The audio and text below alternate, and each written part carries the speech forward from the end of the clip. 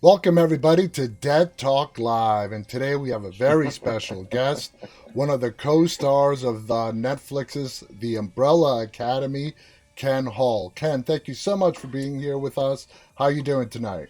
Oh, I'm doing great, John. Thanks very much for having me. I appreciate it. I've been looking forward to this. So let's just get right to it. Let's do it. You are an award winning comedian. Did you start? How did you start out? Did you start out doing stand up and then you got into acting? How did your career take off? Yeah, it was. I kind of found it a bit later in life. I quit drinking when I was 28. I didn't really do much in my 20s. I played drums in a punk band, but didn't really have any particular skills or talents and abilities. And so when I quit drinking when I was about 28 or so, I started this process of really trying to figure out who I was and who I wanted to be. And I took a couple of years of creative writing, night school classes, and it was actually around that time I realized that I was actually a creative person. I had no idea. And it was really cool that I was stepping way outside of my comfort zone and what was familiar. And I stumbled upon a beginner's acting class through the Toronto District School Board here in Toronto to do a night school class, like a beginner's drama Yeah. night school class. And it was terrifying. I was like, because it was so unfamiliar to me. It was so not how I had seen myself Mm-hmm.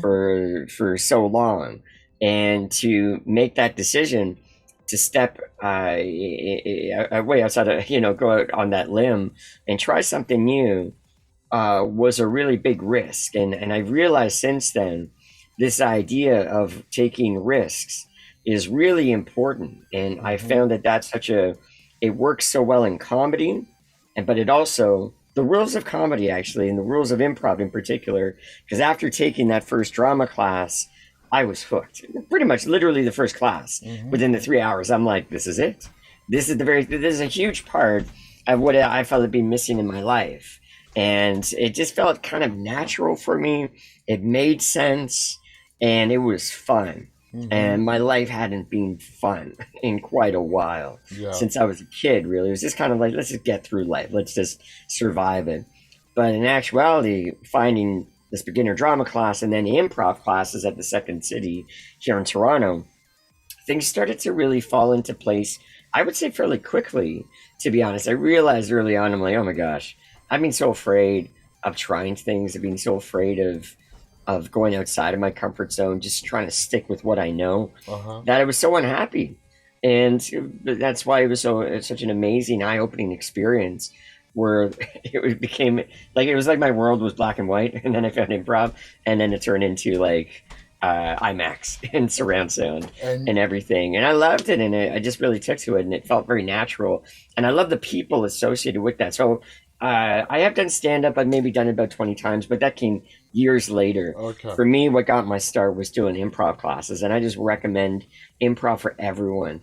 Doesn't mean that you're going to be a performer, but it just opens you up as a person, and I think that it can really begin to um, sort of showcase more of your personality and connecting with other people and shifting your mindset from cynicism perhaps, or being closed-minded or being negative, into just saying yes and being open to things. and when you started doing improv, did you discover a whole side to yourself that you never knew existed? Yeah, it was. Well, it's funny you mentioned that, because once I started doing it, I realized and recognized that I had these qualities when I was a kid, Hmm. and with people that I felt really comfortable with, which weren't a lot of people back. As I said, I had so much fear and anxiety, and never felt like I fit in this world, and hard, social anxiety, like hard to talk to people even. But like, I have an older brother and certain friends that I would open up to and feel very comfortable with. So when I was doing improv, it kind of flashed back to these moments of like, oh yeah, that's what it's like to play pretend, Yeah. and that's what it's just like to feel free in those moments. I think that's why so many adults find it later in life, and they're because Yeah. they've forgotten how to play, and they've disconnected from a younger part of themselves, because they're so driven on, within more of a North American context, of like acquiring material wealth, status, all of these things that appear to be important. But the little kid, that still wants to play, that still wants to be silly, that kind of gets put on the shelf, Absolutely. forgotten about. And Uh, so for me, that's what I'm like, oh, I kind of feel like how I felt when I was a kid. And maybe that's why I love it so much, because I'm like, I'm making up for some lost time. and you're a natural at it. I mean, you're just an extremely funny person to watch on the screen. Thank Um, you. you are very open. I have to mention this about your height. You mentioned Hmm. that on your social media. Hmm. You embrace it, which I think is wonderful. Uh, when Thank you were you. starting as an actor, did you feel that were you afraid that your height was sort of gonna put you in a box and only allow you to play certain roles that you might not be happy with? Yeah, it's a great question. That's always there. I mean, and I appreciate you sharing that because I can't hide my height. You Yeah, know, I'm 4'7 3/4. There is no denying I am small. Like there is just no denying that, and that's one of the things that obviously, when you meet me in person, it's like, wow, like what's going on? You're so tiny, man. Like, and but then, I'm learned to live with that, and in a weird way, finding film and TV and improv in particular was a way to begin to sidestep it, which initially something that I felt incredibly self-conscious about, and a lot of shame and a lot of like sadness and loneliness based on the fact that I am physically different than many people in this world. And people with differences, quote unquote differences, it's we don't really see that necessarily reflected in on screens, and yeah. it's all of those things that, especially for short men as well, we're made fun of quite often, and I was very cognizant of that. So to go back to your question of like, and I kind of experienced this, to be honest, of things that roles that I would get cast in quite often. I'm like, man, I've done so many elf roles. Like, I know that I know that really well. I Hmm. know that territory, and I'm good at it. I can do it. And I have my first few gigs were on a couple of shows called Freak Encounters and Scare Tactics, which was actually playing monsters. Wow. It's like reality TV shows where friends and family Yeah. like put each other up to get to get terrified, basically. So I'd often be the monsters that would jump out at the end of the night after their height, after their fear has been like built up to a crescendo, and I make that reveal, and I really loved it. Actually, it was really fun. I felt kind of guilty because I'm like, I don't want to hurt people. I want to scare them, but I don't want to scare them too well because I don't want them to like have trauma based on that. But it was, and I've seen this in my improv, and I've seen this throughout my performative experience. I've been doing improv for about 17, 18 years now, and my height, my physicality, I wouldn't even say my height is my physicality. It's how I am in my body and how I love moving in my body and how I just am what I am undeniably. So instead of trying to fight it, I'm just trying to, I'm just accepting what is there Embrace it. and playing with what is there. Yeah. Yeah, but it's not even, I'm not even consciously uh like that raw like just I gotta embrace and empower, positive power of positive thought. I just am, you know what I mean? Like Exactly. it's just, Yeah. and it's a hard road, and I've had this, my agent is really great.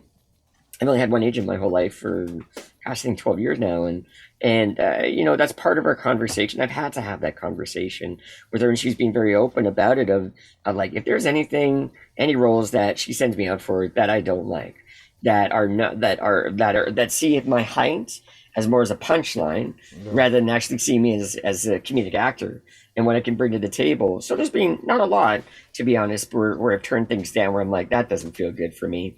Um, and now I'm at a place where I'm like, oh, I'm being seen, I hope, more for the acting skills that I bring to the table, Hmm. more of my comedy chops. Absolutely. And I think I think I've kind of proved myself that Oh yeah. Oh yeah. people are Without a so much. doubt. Yeah, well, I appreciate that. And people are so much more than what you just see on the surface level. Oh yeah. uh and so yeah, it is being, it's part of that, and I still see that showing up Yeah. of Yeah. from time to time. But I am what I am, and I just like, We all are great. what we are. We can't change it, really. There you go. So There let's you go. go now into the Umbrella Academy, all right? Right. Very popular Netflix show. It recently aired its third season. You Mm-hmm. play Herb. And in the this season that just ended, you also played Pogo's body as well. So, Yeah, and I did that right from season one. I actually started on Umbrella Academy playing the body of Pogo. oh, That was my first initial, introduction to that world. And I'd done a lot of prosthetic work in my life. I was on a show called People of Earth where I played this gray-headed alien. And as I said, those shows of like Scare Tactics and Freak Encounters many, many years ago when I first started. So this was a real cool experience oh to yeah. physicalize like chimpanzee and yet very human-like and yet old at the same time. So it was quite a few balls that I was juggling. I gotta mention, I love your IMDb profile photo. I Oh, love great! that Thanks, man. photo. So when when the Umbrella Academy opportunity came your way, what did Hmm. you know about it? Because its origins do come from a comic book. Yeah. And what did you know about Herb, the character, if anything at all? Well, Herb wasn't in. Herb's not in the graphic novel. This actually. So when I first got the gig, thankfully there's like, oh, there's a graphic novel I can actually read and and understand more of this world. And it's written by Gerard Way, the lead singer of My Chemical Romance, and it was great. That was a good foundation to introduce myself to the world. And Herb came later on. Herb came. We were shooting season one for about 6 months here in Toronto, and the offer to play Herb, I think, came about maybe 3 months into it. Mm-hmm. And production had reached out to my agent, and my agent called me. She's like, "Ken, production just called me. They're very curious if you just want to. It's a very small role, but would you like to play a person?" I'm like, "I would love to play a person. Absolutely, sign me up." And it was a very small role. It was episode 6. I think there's just one or two scenes, just maybe a few lines, if that. Mm-hmm. And I remember after I shot the Herb stuff, which was so fun. I really connected with Herb. I'm like, this is me. This is just an exaggerated version of me. I I was talking with Steve Blackman, the showrunner, and he was just saying how much he loved it. He was like, yeah, like what you did, even if it was a few lines. He said it was laugh out loud funny, Mm-hmm. and I'm like, ah, oh, thank you very much. I mean, that's what I do. I mean, I'm more.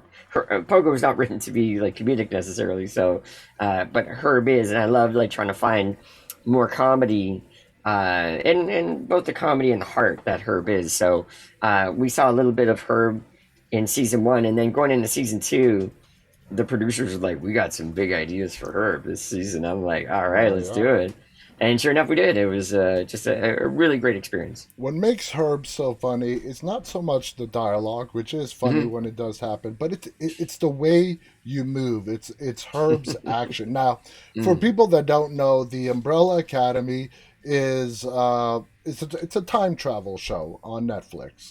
To sort of simplify it, Herb works for what's called the Commission.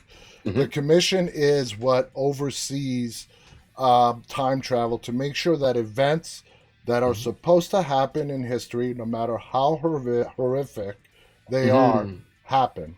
Hmm. Would you describe Herb as, when it comes to his job at the commission, as a Hmm. company man?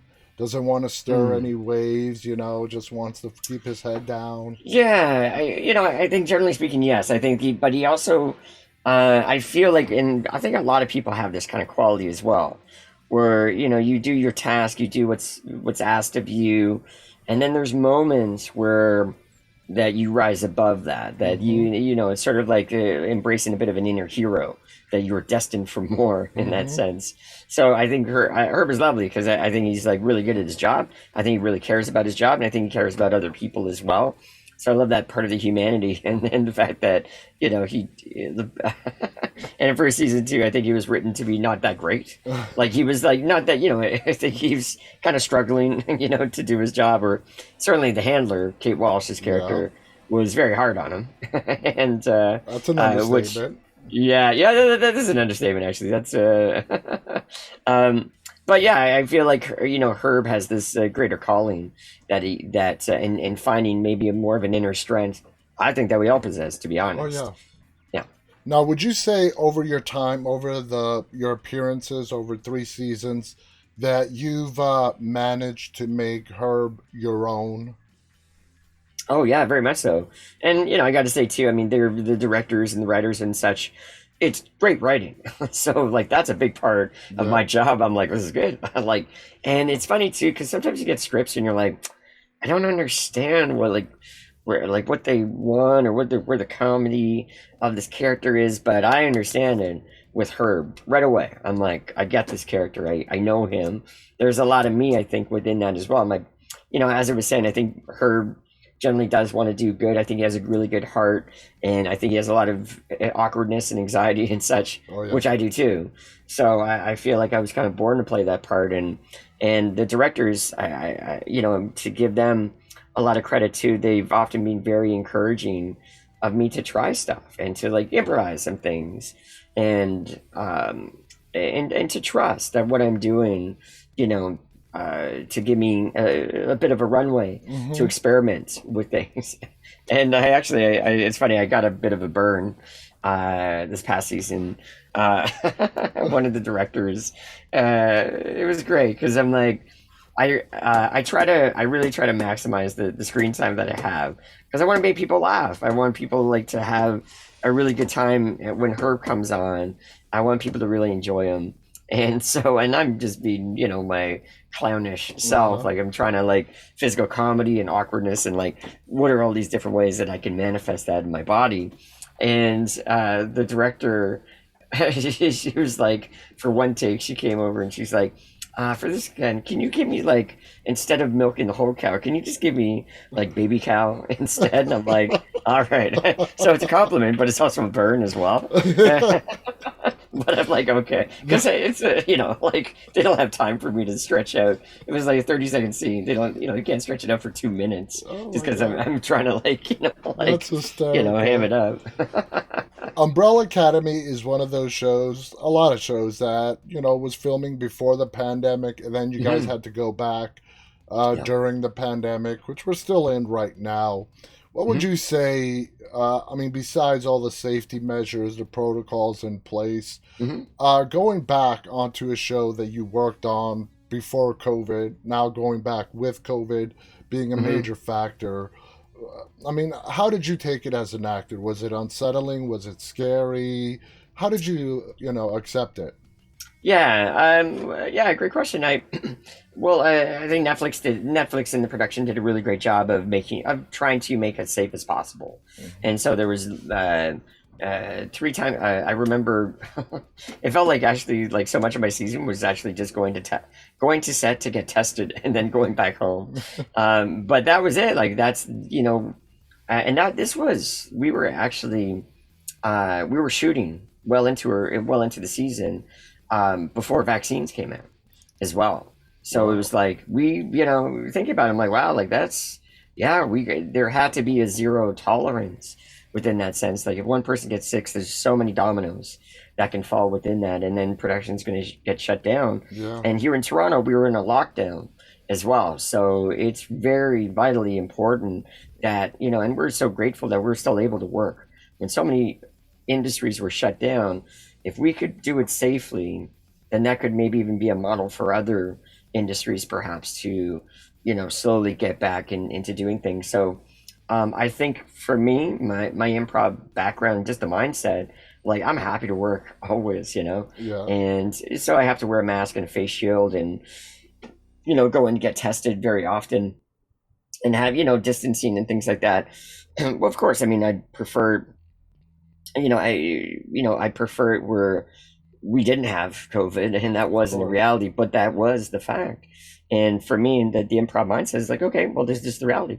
You just have to Go with the adjust. flow. Yeah. You just got to adjust. You got to say yes to it, and because resisting it is just going to create so much, so much suffering in yourself. You're just going to, be cynical or grievances and like, but you're making yourself feel worse Yeah. than you need to be. And for me, there was so much more of just a gratitude of like we can still work, and we're creating content for people because we had no idea how long, you know COVID's going to last for as Hmm. well. And obviously, so many people are at And the home safety precautions are streaming. still in place on every set.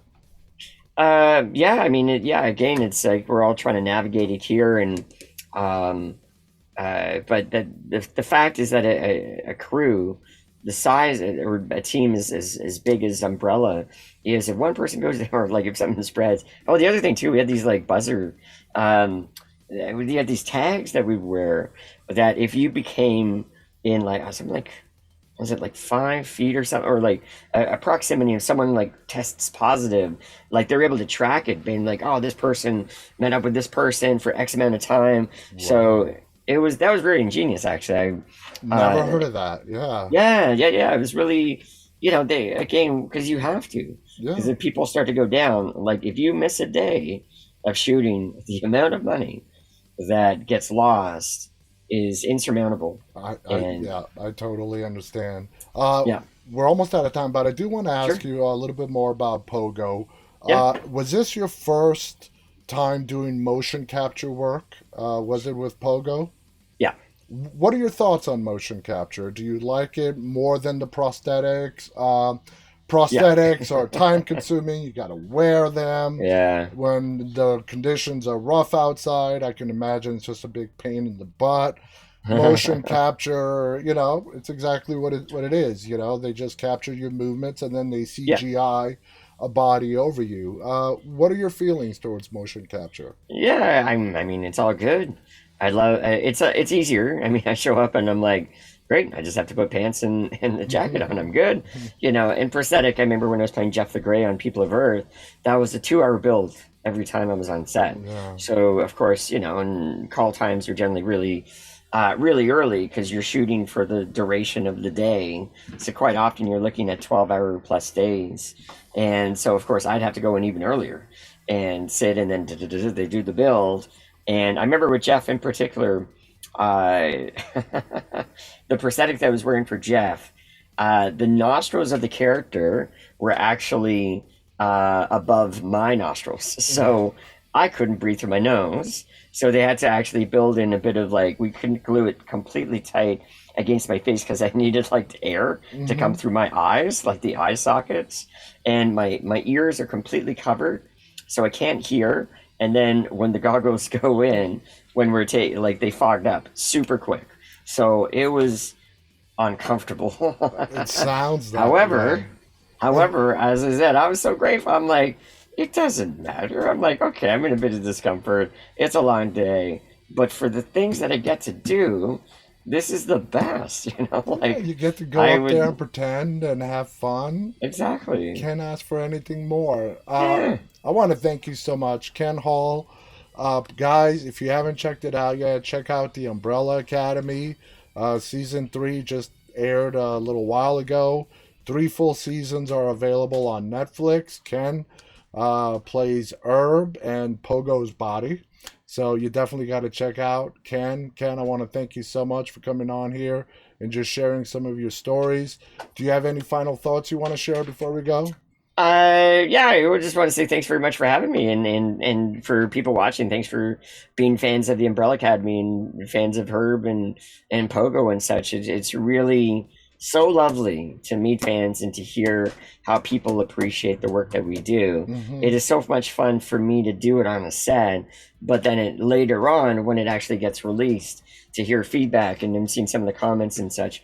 It is just really lovely that it really resonates with people. So I can't do it when I have fans and vice versa, like so Exactly. I'm just very appreciative of all these opportunities, and to make people happy is That's a really awesome. great thing. And you're a big fan favorite as well. That definitely counts for a lot. Thank you to our audience who's tuned in live and those who will be watching this later on. Again, thank you to our guest Ken Hall, The Umbrella Academy now on Netflix, 3 full seasons available. Until next time, on behalf of Ken and myself, stay safe and stay walking. Good night, everybody.